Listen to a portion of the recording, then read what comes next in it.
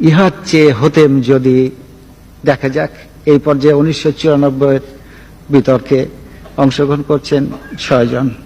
আমি সময় না নিয়ে সোজাসুজি ডাকবো বিএফ শাহিন স্কুল চট্টগ্রাম থেকে সৈয়দ নাজমুল কবিরকে। মাননীয় প্রধানমন্ত্রী, সম্মানিত সভাপতি ও উপস্থিত সুধীবৃন্দ, ইহার চেয়ে হতেম যদি। অনেক কিছুই তো হতে ইচ্ছে করে, কিন্তু বাবার অত্যাচারে কি কোনো কিছু করার বা হওয়ার সত্যিই জো আছে? এই তো কদিন আগে বাসার সবাই মিলে নাটক দেখতে বসেছে। আমিও পরিবেশের গন্ধ শুকে আস্তে আস্তে এগোচ্ছি কোন রকমের দর্শকের সারিতে জায়গা দখল করার জন্য। অমনি বাবা গুরুগম্ভীর কণ্ঠে আদেশ জারি করলেন, 2 দিন পরে তোমার পরীক্ষা, এখন তোমার এসব নাটক ফাটক দেখা চলবে না। কি আর করা, দরজার চৌকাঠ থেকেই ফিরে যেতে হলো। যেতে যেতেই শুনতে পেলাম নাটকের ছেলেটি তার বাবাকে বলছে, আমি এবার পরীক্ষা দেব না। ইস, আমি যদি এমন করে বলতে পারতাম, এই নাটকের ছেলেটির মতো হতাম।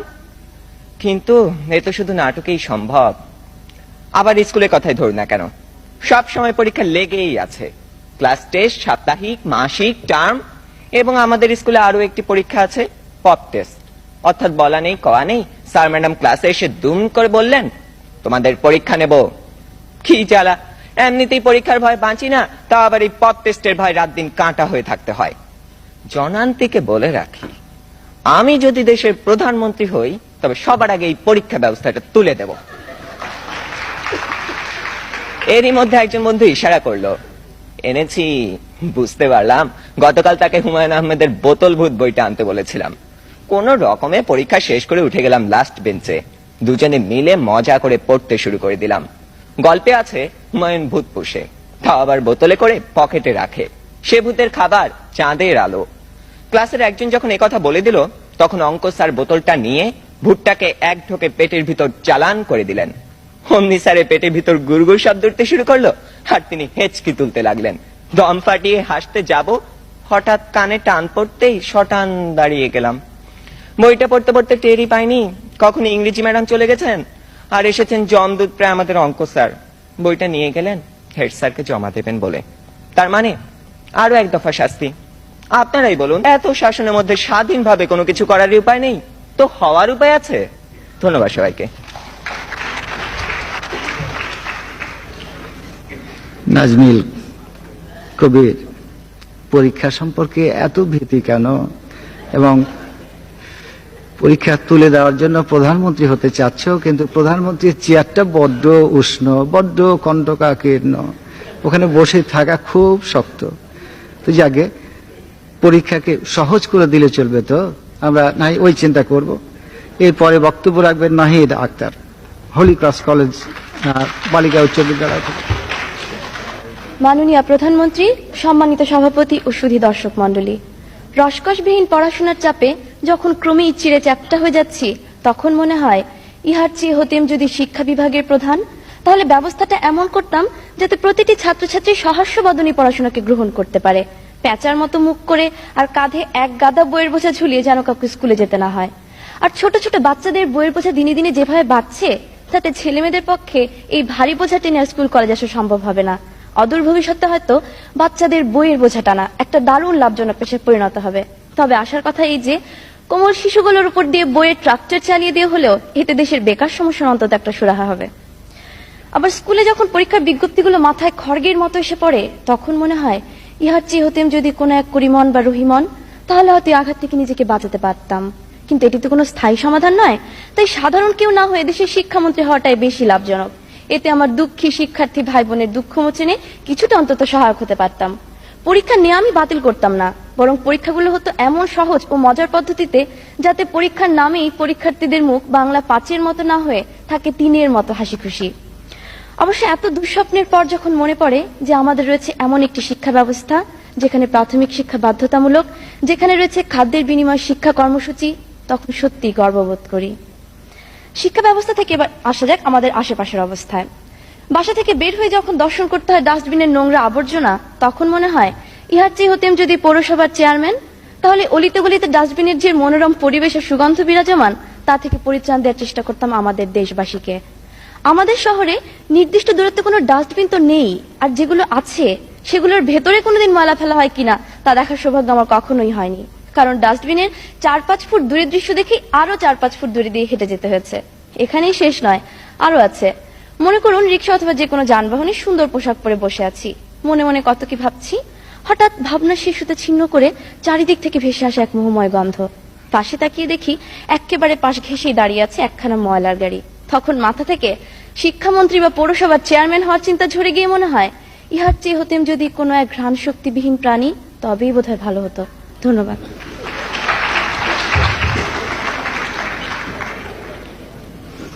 নাই ডাক্তার, পরীক্ষা সম্পর্কে তোমার পূর্ববর্তী বক্তা শেখ নাজমুল কবিরও ঠিক ওই একটা ভীতির প্রকাশ যেন লক্ষ্য করছি আমরা। পরীক্ষা দিয়ে প্রমোশন পাওয়া যায় এবং প্রমোশন পাওয়ার পর বাপ মার কাছ থেকে আদর যেটা, ওটাও তো অনেকটা আকর্ষণীয় নয়? আর তাছাড়া পরীক্ষা এই ক্ষেত্রে যদি বাদ দেওয়া যায়, জীবন ক্ষেত্রে যে পরীক্ষা, তার হাত থেকে তো অব্যাহতি পাওয়া যাবে না। এই জন্য আগে থেকে একটু তৈরি থাকলে ক্ষতি কি? এরপর বক্তব্য রাখবে নাজমুস সাহার অন্তরা। মাননীয় প্রধানমন্ত্রী, সম্মানিত সভাপতি ও উপস্থিত সুধীবৃন্দ, ইহার চেয়ে হতেম যদি প্রীতি বিতর্কের এই বিষয়টি নির্ধারণের পর গত কিছুদিন থেকে ভেবেই চলেছি আসলে আমি কি হতে চাই। কারণ সেই দুরন্ত শৈশব থেকে এই দামাল কৈশোর পর্যন্ত আমি কত কি যে হবার ইচ্ছে পোষণ করেছি তা বলতে গেলে সাতকাহন হয়ে যাবে। ইচ্ছের কি শেষ আছে? ফুল, পাখি, প্রজাপতি কত কিছুই তো হতে ইচ্ছে করে। একবার তো বাড়ির পাশে ছাতিম গাছকে ভালোবেসে আমি বৃক্ষ হতে চেয়েছিলাম। মাকে বলায় মা বলেছিলেন, মানুষ বৃক্ষ হতে পারে না, তবে বৃক্ষের আদর্শে জীবন গড়ে তুলতে পারে, তুমি তেমনি হও। তবে ইদানিং যে ইচ্ছেটা আমার মধ্যে খুব মাথাচাড়া দিয়ে উঠেছে সেটি হচ্ছে আলাদিন হতে। হ্যাঁ, আলাদিন, আরব উপন্যাসের সেই আলাদিন যে একটি আশ্চর্য প্রদীপ নিয়ে অভাবনীয় সব কাণ্ড ঘটিয়েছিল। আমার কেবলই মনে হয় এমন যদি হতো মাত্র একটি দিনের জন্য হলেও আমি আলাদিন হতাম। একদিন সকালবেলা ঘুম ভেঙে উঠে দেখতাম আমার বালিশের পাশে সান্তা ক্লজের মতো কেউ একজন একটি আশ্চর্য প্রদীপ রেখে গেছে। আমি কৌতূহলের বশে তাতে ঘষা দিতেই আমার সামনে হাজির হতো ইয়া বিরাট এক দৈত্য। নতজানু হয়ে সে আমাকে বলবে, সেলাম হুজুর। আমি একটুকু ভয় না পেয়ে তাকে বলতাম আমার টয় প্লেনটাকে বিশ্বের সবচেয়ে দ্রুতগামী বিমানে পরিণত করতে। তারপর সেই দৈত্যকে নিয়ে আমি যেতাম বিশ্বের দেশে দেশে শান্তির ললিত বাণী নিয়ে, বাংলাদেশ শান্তি মিশনের প্রধান হয়ে। কারণ বিশ্বে মানুষে মানুষে এত হানাহানি আমার ভালো লাগে না। আমার মিশন প্রথমে যাবে বসনিয়ায়। ওখানকার শিশুদের দুঃখ কষ্ট মুহূর্তেই আমি আর দৈত্য মিলে দূর করে দেব। শান্তি শ্বেত কপত আর জলপাই পাতা নিয়ে সন্ধি টেবিলে বসবে বসনিয়া, হার্জেগোভিনা আর ক্রোয়েশিয়ার যুদ্ধবাজ নেতারা। তারপর যাব রুয়ান্ডা, সোমালিয়া, জাফনা এবং কাশ্মীরে। এবং সবশেষে আমার গুরুত্বপূর্ণ মিশন হবে দিল্লিতে। ভারতের প্রধানমন্ত্রী নরসিমা রাওয়ের সঙ্গে বৈঠক করে আমি বলবো ফারাক্কার পানির সুষম বন্টনের কথা। তারপর পদ্মার বুকে আর চর জাগবে না, খরায় বাংলার মাটি ফেটে চৌচির হবে না। অবশেষে 24 ঘন্টার মিশন শেষ করে বাড়ি ফিরে ঘুমোতে যাব পরম শান্তিতে। আর দত্ত, তাকে পাঠাবো আগামীকালে ঢাকা শহরের যানজট নিরসন করতে। ধন্যবাদ। সময় কম, এই জন্য এরপর আর নতুন কথা না বলে আমি আহ্বান জানাচ্ছি নবনীতা চৌধুরীকে।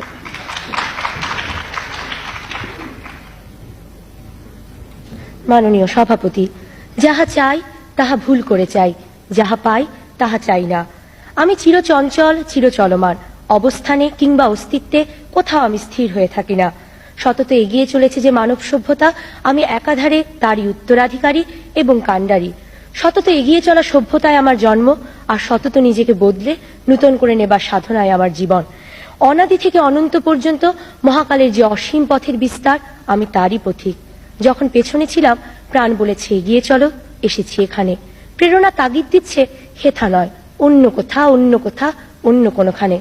অন্তরে বাহিরে তাই নিজেকে বদলে চলেছি নিরন্তর। এই বাইরের আমি নিত্য নব নব রূপে আবিষ্কার করি অন্তরের আমিকে। সেখানে নূতন করে গড়ব বলে অবিরাম ভাঙনের খেলা চলে। সেখানে আমি কভু প্রশান্ত, কভু অশান্ত, দারুণ স্বেচ্ছাচারী। যারা বদলায় না, বদলাতে জানে না, তারা স্থবির, তারা মৃত্যুর অপেক্ষাতে বেঁচে থাকে। আমি সে দলের নই। বদ্ধ জলাশয় হওয়াটা আমার জীবনের লক্ষ্য নয়। মনে জেগে আছে কামনা, ইহার চেয়ে হতেম যদি নদী, সেই নদী যে নদী সমুদ্রমুখী। নদীর উষ্ণ স্বাধীনতা যখন পেয়ে যায় তখন হৃদয় শোনে ঝর্ণার কলরোল। যেখানে জন্ম আমার, অস্তিত্বের ঋণ স্বীকার করতে করতে মন চলে যায় আরো পেছনে। যেন মনে হয় ইহার চেয়ে হতেম যদি মৌন হিমবাহ, যে হিমবাহ আপন অস্তিত্বকে ক্ষয় করে করে সচল রাখে চলমান জীবনধারা। এই কি পিছুটান! নদীর উষ্ণ স্বাধীনতা থেকে হিমবাহের শীতল কারাগারে মনে হয় আমার আমি বদলে যাই। ইহার চেয়ে হতেম যদি কবি, সেই কবি যিনি অকুণ্ঠ উচ্চারণে বলেন, স্বাধীনতা পেয়ে গেলে আমি পরাধীন হতে ভালোবাসি। স্বাধীনতার কথা উঠলে আমার মনে নানা প্রশ্ন জাগে। মনে হয় মুক্ত স্বাধীন স্বদেশে জন্ম আমার, এই কি সর্বোত্তম সুখ! মন বলে স্বাধীন দেশে জন্মের চেয়ে সুখী হতো ইহার চেয়ে হতেম যদি স্বাধীনতার জন্য প্রাণ বাজি রাখা এক মুক্তিযোদ্ধা। মুক্তির যুদ্ধ শেষ হয় কি কখনো? অভাব থেকে মুক্তি চাই, অশিক্ষা থেকে মুক্তি চাই, অন্ধকার থেকে আলোতে মুক্তি চাই। মুক্তির মিছিলে আমি যোদ্ধা হতে চাই। তাই মনে হয় ইহার চেয়ে হতেম যদি এমন একজন যার হাতে আছে প্রদীপ, যে প্রদীপ যুদ্ধ করে, সাধ্য মতো যুদ্ধ করে, আমৃত্যু যুদ্ধ করে আধারের বিরুদ্ধে। ধন্যবাদ। চমৎকার নবনীতা চৌধুরী। যুদ্ধের জন্য প্রস্তুত হও, জীবন তো দীর্ঘ, জীবনের প্রচুর যুদ্ধ করতে হবে, কিন্তু যুদ্ধের কথা আসছে কেন? শান্তি, বরং যুদ্ধের পর যে শান্তির যে প্রয়াস, এর দিকে নজর দেওয়া তো যায়। আর আমরা দেখেছি, বহু যুদ্ধ দেখেছি, যেমন ৭১-এর মুক্তিযুদ্ধ, অসংখ্য প্রাণের বিনিময়ে আমাদের স্বাধীনতা লাভ হয়েছে। স্বাধীনতা লাভ যেমন কঠিন ব্যাপার, এটাকে সংহত করা, সংরক্ষণ করা তার থেকে অনেক শক্ত ব্যাপার। এই জন্য যুদ্ধের প্রয়োজন নেই, এই জন্য সৃজনশীলতা, প্রত্যয়ের প্রয়োজন। এরপরে বক্তব্য রাখবে তানজিমা সুলতানা।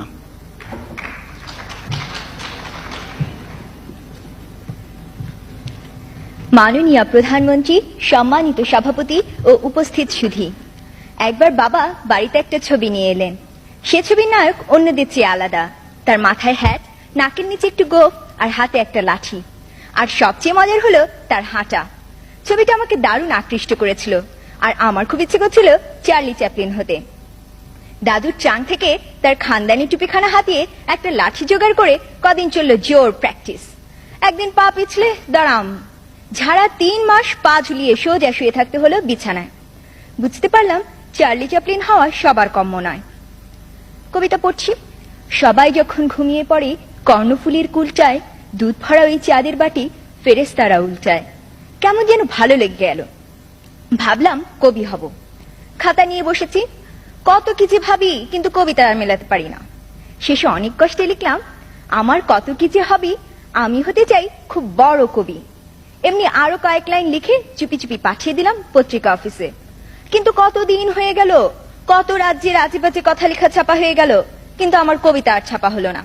ধুর চাই, এ বলে কবিতাকেও দিলাম ছুটি। অসম্ভব সুন্দর জাদু দেখায় জুয়েলাইট। হাতের জাদুর কাঠি পলকে হয়ে ওঠে ফুলের তোড়া। ডিম থেকে বেরিয়ে আসে জ্যান্ত মুরগির ছানা। একটা রশিকে 10 টুকরো করে মুহূর্তে জোড়া লাগিয়ে দেয়। কিভাবে? বড়দেরকে জিজ্ঞেস করলে বলে, ওসব ভেলকিবাজি, জাদু হচ্ছে হাত সাফাই। দুপুরবেলা মা ঘুমিয়ে গেলে কত লাঠি ঘুরালাম, কত রশি কেটে জোড়া লাগিয়ে দিতে চাইলাম, ফ্রিজে ডিম ভেঙে একাকার করলাম, কিন্তু ভেলকি আর লাগে না। বুঝতে পারলাম জুয়েলাইট হতে গেলে আমাকে আরো অনেক পড়াশোনা করে, অনেক পরিশ্রম করে ধীরে ধীরে এগোতে হবে। আবার টেলিভিশনে দেখি বাংলাদেশের প্রধানমন্ত্রী দেশে বিদেশে যাচ্ছেন, বাংলাদেশের কথা বলছেন, দেশের মানুষের অভাব অভিযোগ শুনছেন, তাদের কল্যাণের জন্য বিভিন্ন কাজ করছেন, যমুনা সেতু উদ্বোধন করছেন। আমি বিহ্বল হয়ে পড়ি। ভাবি, এমন যদি হতো, আমি যদি হতাম বাংলাদেশের প্রধানমন্ত্রী। কিন্তু আবারও পতন। আমার এখনো 18 বছরই হয়নি। তবু ইচ্ছেরা মরে না। একসময় সত্যি সত্যি মনে হয়, ইহার চেয়ে হতেম যদি আমি শুধু আমি, যে আমি অন্য সবার চেয়ে আলাদা। আমার ব্যক্তি স্বাতন্ত্র্য আমার পরিচয়। অন্যেরা হতে চাইবে আমার মতো। আমার দেশ আমাকে বরণ করে নিবে তার শ্রেষ্ঠ সন্তান রূপে। আমি বিশ্বসভায় তুলে ধরব আমার প্রিয় স্বদেশের পরিচয়। আমি গোলাপের দিকে চেয়ে বলবো, সুন্দর সুন্দর হবে সে। ধন্যবাদ। তানজিমা সুলতানা। প্রত্যেক ব্যক্তি ব্যক্তিত্ব সম্পন্ন, একক, অনন্য, অপূর্ব, প্রত্যেকে তুলনাবিহীন এবং জাতীয় অগ্রগতির জন্য, জাতীয় অগ্রসরতার জন্য এইটি প্রয়োজন, ব্যক্তিত্বের সঠিক বিকাশ।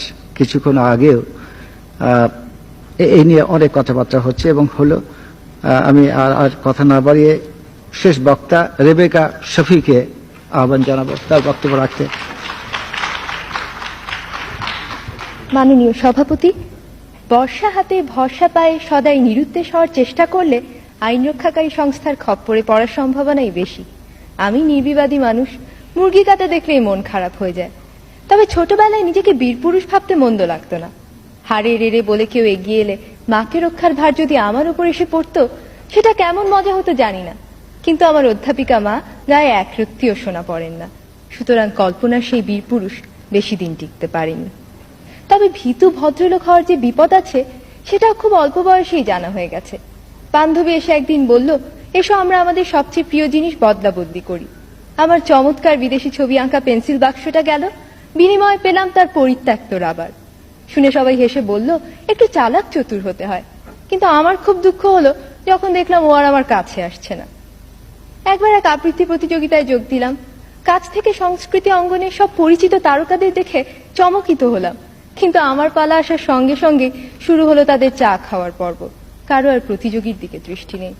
এত দুঃখ হলো, কয়েক মুহূর্তের জন্য বেদুইন হয়ে যাওয়ার ইচ্ছে হয়েছিল হয়তো। পরে ভাবলাম, তারকারাও তো রক্ত মাংসেরই মানুষ। বেচারা জন লেনন তো খ্যাপা ভক্তের হাতে প্রাণই দিয়ে দিলেন। সুতরাং তারকা হওয়ার স্বপ্নও বাদ। কিন্তু একটা প্রতিযোগিতা কিছুতেই এড়ানো যায় না। অনেক খাটুনির পরও পরীক্ষার হলে বসে মনে হচ্ছিল বড় নড়বড়ে পরীক্ষার্থীর আসনটা যে কোনো অপ্রত্যাশিত ব্যাপারই ঘটে যেতে পারে। হলেও তাই, কম্পিউটারের কুয়াশায় হারিয়ে গেলাম। আমার বাবা তার খেয়ালি কম্পিউটারকে কোষে চড় মেরে ঠিক রাস্তায় নিয়ে আসেন। আমি কিন্তু যন্ত্রটাকে ভীষণ সমীহ করি। পারস্যের শাহজাদিকে উদ্ধার করতে গিয়ে বারবার নিহত হয়ে আমি কখনো কম্পিউটারের সাথে খারাপ ব্যবহার করি না। I still believe in the system. ছোট পর্দার নেপথ্য বিচারপতি বা সমতা বিধানকারী কি অবলীলাক্রমে 50 মিনিটে অন্যায়কে ল্যাং মেরে ফেলে দেন।